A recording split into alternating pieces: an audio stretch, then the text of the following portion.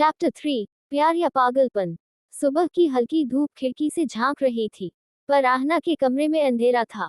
वो चुपचाप बिस्तर पर बैठी थी, थकी हुई, डरी हुई और उलझी हुई। कल रात फिर वही सपना आया था।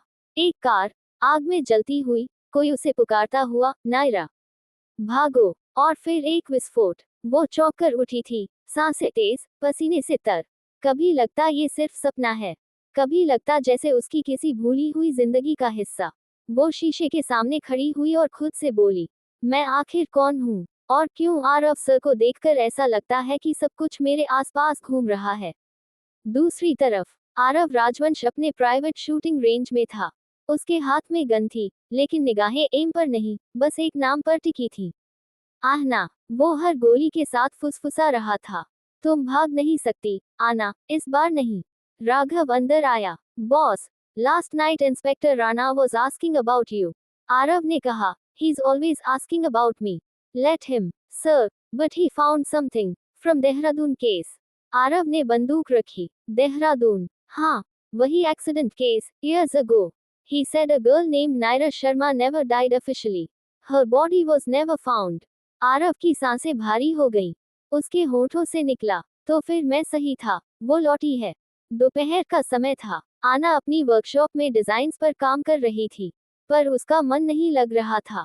कभी किसी आवाज का एहसास होता, कभी किसी नजर का। वो बाहर निकली, आसपास कोई नहीं था, लेकिन हवा में किसी की मौजूदगी थी। उसका फोन बजा, unknown number. Hello, turn around. वो पलटी, पीछे कोई नहीं था। Who's this? Someone who's keeping you safe. Arav, yes. Are you spying on me? I'm protecting you. From what? From the world, and from the truth that you're not ready to face. उसने phone काट दिया। दिल जोर से धड़क रहा था। वो गुस्से में बोली, इनफ, ये आदमी मेरी जिंदगी बर्बाद कर देगा। Dash dash dash. शाम को तान्या ने कहा, तू इतनी टेंशन में क्यों है, आना। आरव सर तो बस तेरी केयर करते हैं। आहना ने गहरी सांस ली। केयर या कंट्रोल? तान्या ने हंसते हुए कहा, sometimes both look same, babe, not when it feels suffocating. Aahna ने सिर झुकाया। तू नहीं समझेगी तान्या, उसकी निगाहों में कुछ है, जैसे वो मेरे अंदर कुछ ढूंढ रहा हो। और तू डर रही है। हाँ, डर भी लग रहा है, और पता नहीं क्यों, दिल भी खींचा चला जाता है उसकी तरफ। तान्या ने मुस्कुराकर कहा, girl, you are falling for him. Maybe, उसने धीमे से कहा, या शायद मैं पागल हो रही हूँ। उसी रात आरव अपने स्टडी रूम में अकेला बैठा था। दीवार पर लगी पुरानी पेंटिंग के पीछे एक सीक्रेट लॉकर था। उसने उसे खोला। अंदर एक पुराना फोटो, कुछ खून से सनी चिट्ठियां और एक रिकॉर्डर। उसने प्ले दबाया। रिकॉर्डर से वही आवाज आई जो उसे सालों से सता रही थी, आरव, अगर मैं वापस आऊं तो मुझे पहचान लेना। वो आवाज सुनकर उसके होंठ कांपे। वो बोला, मैंने तुझे पहचान लिया, नायरा, इस बार तुझे खोने नहीं दूंगा। उसकी आंखों में आंसू नहीं थे, बस आग थी। अगले दिन ऑफिस में आहना ने आरव को अवॉइड करने की कोशिश की, लेकिन वो जानती थी, वो जहां भी जाएगी, उसकी नजरें उसके पीछे होंगी। जब वो एलिवेटर में घुसी, तो दरवाजा बंद होते ही आरव अंदर आया। वो अचानक उसके बहुत पास था, सिर्फ कुछ इंच की दूरी। उसका परफ्यूम, उसकी ठंडी सांस, उसकी गहरी आंखें, सब कुछ बहुत भारी लग रहा था। मिस मेहरा, उसने कहा, सर, प्लीज, मुझे ऑफिस लेट हो रहा है। Let it be late, I need to know something.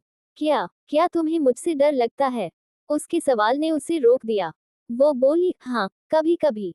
और प्यार? उसने धीरे से कहा। वो चौंकी। क्या कभी महसूस हुआ कि डर और प्यार एक साथ हो सकते हैं? उसने झट से कहा, आपकी दुनिया अलग है, आरव सर। वहाँ सिर्फ ताकत है, मोहब्बत नहीं। तुम गलत हो, वो फुसफुसाया, तुमसे पहले तक वहाँ अंधेरा था, अब सिर्फ तुम हो। वो पीछे हट गई। एलिवेटर खुल गया, और वो जल्दी से बाहर निकल गई। आरव की आंखों में वो दीवानगी और गहराई और बढ़ चुकी थी। रात में आना ने खुद को वर्क में डुबोने की कोशिश की, लेकिन फिर वही सपना, इस बार और साफ। वो एक लाल कार में थी, आरव के साथ। वो चिल्ला रही थी, आरव, गाड़ी रोक दो। आग लग रही थी, एक्सप्लोजन, और फिर डार्कनेस। वो जागी तो उसके होठों से निकला, आरव। उसने फोन उठाया, कॉल किया, सर, मुझे आपसे मिलना है। अब? हाँ, अभी। मिडनाइट। आरव का पेंट हाउस। बारिश हो रही थी, कांच पर बूंदें फिसल रही थी। आरव ने दरवाजा खोला। वो अंदर आई, भीगी हुई, डरी हुई, उलझी हुई।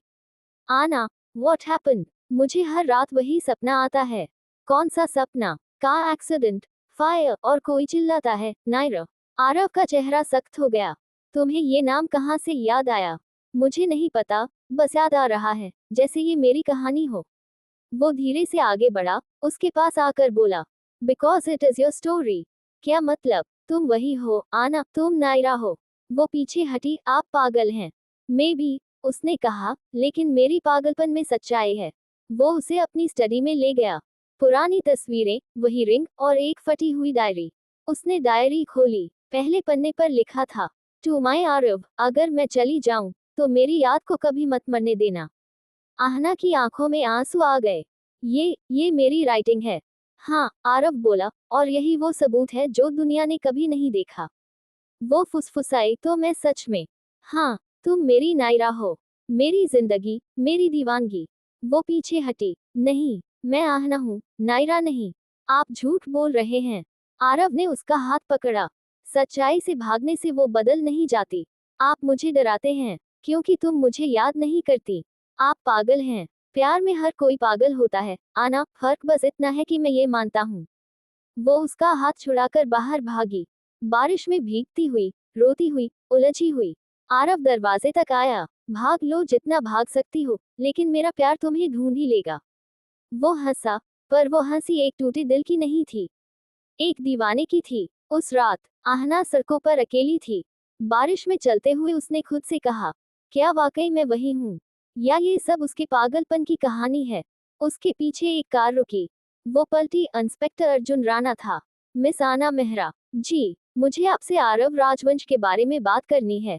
क्यों? क्योंकि वो आदमी एक कत्ल के शक में है।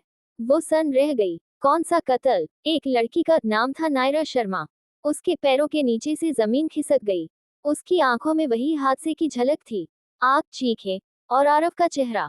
आरव अपने पेंटहाउस में खड़ा आसमान की ओर देख रहा था। अब सब याद आ जाएगा, आना, और जब याद आएगा तब तू खुद मेरे पास लौटेगी। उसकी आवाज में प्यार नहीं, कसम थी।